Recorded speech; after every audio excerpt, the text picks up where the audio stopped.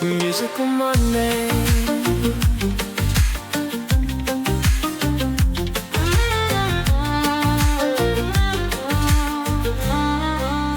नमस्ते, मेरा नाम है Amitabh. Welcome to musical Monday. आज बात करेंगे एक ऐसे सिंगर की जिसकी कोई भी म्यूजिकल हिस्ट्री और फॉर्मल ट्रेनिंग नहीं थी। A pure raw God gifted talent. और मेरा मानना है कि अगर आपके पास ऐसा टैलेंट होता है तो वो एक बहती नदी की तरह होता है, जिसे आप जितना मर्जी रोकना चाहें वो इधर से उधर से अपना रास्ता बना ही लेता है। हम बात कर रहे हैं रेशमा की।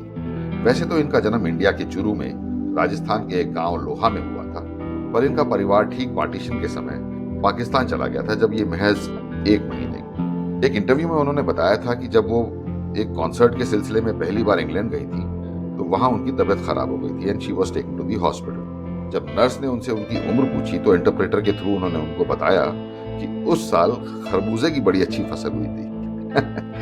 A very simple, humble and innocent personality. शायद इसकी वजह यही रही होगी कि वो एक ऐसी ट्राइब से आती थी जो खाना बदोश थी, जिनका जीवन यापन मवेशियों को इधर से उधर बेचकर होता था। इसी कारण से वो लोग पशु मेलों में जाते थे, जहां बचपन से ही उन मेलों में गाने बजाने वालों को देखकर उनको भी म्यूजिक का शौक चढ़ा। राजस्थानी बंजारों में वैसे भी शाम को रात को गाना बजाना पार्ट ऑफ लाइफ होता है, तो शायद इन्होंने भी ऐसे ही गाने की शुरुआत की हो। यूजुअली जितने भी राजस्थानी सिंगर हम देखते हैं सुनते हैं, उनमें एक अलग सी बात होती है। उनकी आवाज, उनकी रेंज, उनका स्टाइल, उनकी टोनल क्वालिटी, वॉइस टेक्सचर एकदम से आपका अटेंशन खींचता है। I am not talking about anyone in particular, but this holds true for almost all the singers from that part of the world. तो उसी मिट्टी की खुशबू, रेत की महक वाली आवाज का जादू रेशमा जी की आवाज में भी था। बताते हैं कि एक बार लाल शाहबाज कलंदर की मजार पे वो गाना गा रही थी जब वो मात्र 12 साल की थी। तो एक तो उनकी आवाज का जादू रहा होगा और दूसरे वो गा रही थी the very popular and hit number Lal Meri Pat रखियो भला झूले लालन सेवणदा सिंदड़ी दा शाहबाज कलंदर। तो इन दोनों का, या यूं कहिए तीनों का, दी एटमॉस्फेयर एट द श्राइन ने एक ऐसा रूहानी माहौल बनाया कि ऑडियंस में खड़े एक शख्स ने उन्हें रेडियो पर गाने का ऑफर किया। ये शख्स थे जनाब सलीम गिलानी, जो एक रेडियो प्रोड्यूसर थे, और वो भी ऐसे वैसे नहीं, बड़े नामचीन। यहाँ आप लोगों को बता दूं कि ऐसे प्रोड्यूसर्स की एक बड़ी इनहेरेंट क्वालिटी होती है। ये लोग एक अलग सी आवाज जिसकी टोनल क्वालिटी थोड़ी डिफरेंट हो, वॉइस टेक्सचर थोड़ा डिफरेंट हो, का पोटेंशियल तुरंत पहचान जाते हैं। गिलानी साहब ने प्रोग्राम खत्म हो जाने के बाद उनसे उनका नाम पूछा और रेडियो पर गाने की डिमांड की तो रेशमा घबरा गई। गिलानी साहब ने उनको बोला, घबराओ नहीं, आपके घर से यहाँ कौन आया है, हम उनसे बात कर लेते हैं। तो रेशमा और घबरा गई और उन्हें बोली, आप उनसे कुछ मत बोलना, वरना कबीले में मेरी कोई खैर नहीं। And this is pretty understandable from the background she came from. Gilani साहब के थोड़ा और इंसिस्ट करने पर वो बोली, आप मुझे पता लिख कर दे दें, खुदा ने चाहा तो मैं आ जाऊंगी। और गिलानी साहब हैड नो ऑप्शन। उन्होंने एक पर्चे पर अपना नाम पता लिख कर दे दिया। फिर बात आई गई हो गई। पर जैसा मैंने आप लोगों को बताया, इस टाइप का रॉ गॉड गिफ्टेड टैलेंट एक बहते पानी की तरह होता है और अपना रास्ता खुद बना लेता है। तो कुछ ऐसा ही हुआ, और जैसा रेशमा ने कहा था, खुदा ने उसका इंतजाम कर दिया। कुछ 2-2.5 साल के बाद उनके कबीले को किसी पशु मेले में भाग लेने के लिए कराची जाना पड़ा। रेशमा बताती हैं कि उस समय उन्होंने फर्स्ट टाइम सड़कें और लाइट्स देखी थी। जरा सोच के देखिए, किसी भी ऐसे ट्राइबल इंसान की मनस्थिति कैसी रही होगी उस वक्त। वो एक दिन समय निकालकर अपनी छोटी बहन के साथ उस पते पर पहुंच गई। अब शहर का इतना बड़ा रेडियो स्टेशन, गार्ड ने उन्हें अंदर जाने की परमिशन ही नहीं। वो तो भलाओ एक लेडी का जो पास में खड़ी सब कुछ सुन रही थी, और उन्होंने गार्ड को बोला, भाई ये गिलानी साहब का नाम ले रही हैं, आप इन्हें जाने दें, आप इन दोनों का पास मेरे नाम पे बना दें। अब ये लोग पहुंची अंदर और बड़े से कमरे में इनको बुलाया गया, विच वॉज गिलानी साहब ऑफिस। गिलानी साहब भी इन्हें देख के तुरंत पहचान गए और सबसे पहली चीज पूछी, तुम जिंदा हो? फिर उन्होंने उनको पूरा रेडियो स्टेशन घुमाया और पूछा, क्या तुम वही वाला गाना गा सकती हो?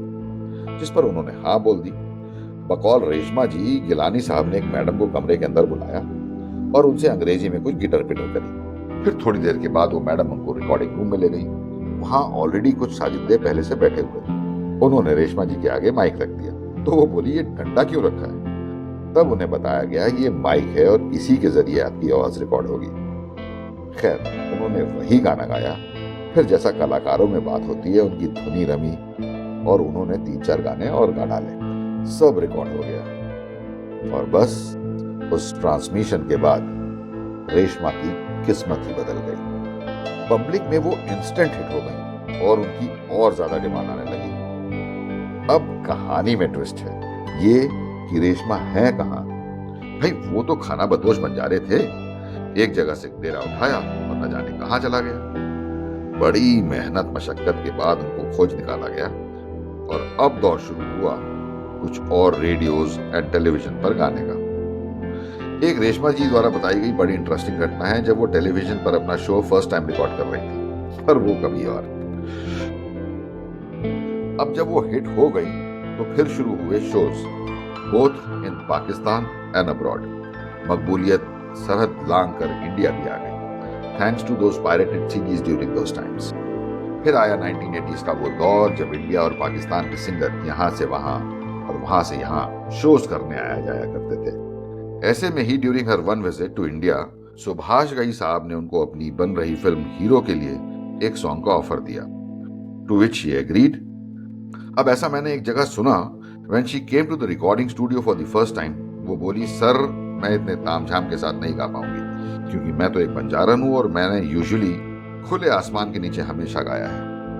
यहाँ आपको बता दूं ये वही दौर था जिसकी मैंने अपने पिछले एपिसोड में चर्चा करी थी कि बड़े बड़े रिकॉर्डिंग स्टूडियोज होते थे और ढेरों म्यूजिशियन घंटों प्रैक्टिस के बाद एक सॉन्ग रिकॉर्ड किया करते थे। हाँ, तो ये सॉन्ग था लंबी जुदाई, जिसे लिखा आनंद बख्शी साहब ने और धुन तैयार की थी लक्ष्मीकांत प्यारेलाल जी ने। इस बात का हालांकि मुझे कोई डॉक्यूमेंटेड प्रूफ तो नहीं मिला, पर बताते हैं कि इस सॉन्ग की रिकॉर्डिंग मात्र 10-12 म्यूजिशियंस के साथ सुभाष घई जी के घर पर हुई। यहाँ एक चीज आप लोगों को और बता दूं कि रेशमा जी एकदम पढ़ी लिखी नहीं थी, इसलिए पहले 4-5 दिन उनको गाना सिर्फ रटवाया जाता था। ऑल्सो इस गाने के एक स्टैंजा में एक वर्ड था शीशा, जिसके तलफ्फुज में उनको बड़ी प्रॉब्लम थी, पर अल्टीमेटली प्रैक्टिस करके वो ठीक से रिकॉर्ड हो गया। This song became a blockbuster hit and had a very pivotal role in the movie. इससे कहानियां तो और भी हैं, पर बस आज के एपिसोड में इतना ही। चंद आवाजें एकदम अलग और बड़ी रूहानी होती हैं, जो सीधे आपके दिल में उतर जाती हैं। तो रेशमा जी की ऐसी ही आवाज के साथ उसी सॉन्ग के छोटे से क्लिप के साथ आपको छोड़े जा रहा हूँ इस एपिसोड में। अपने दोस्त अमिताभ को दीजिए इजाजत। Have a musical Monday.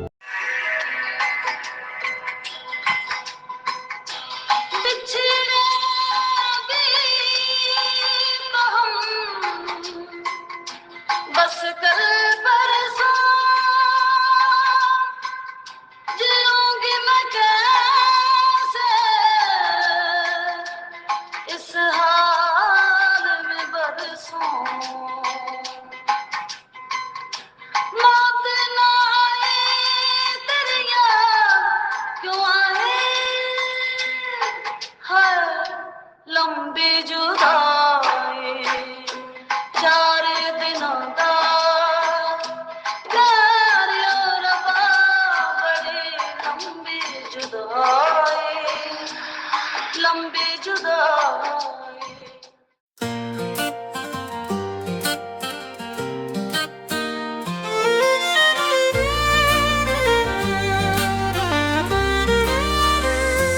Musical Monday,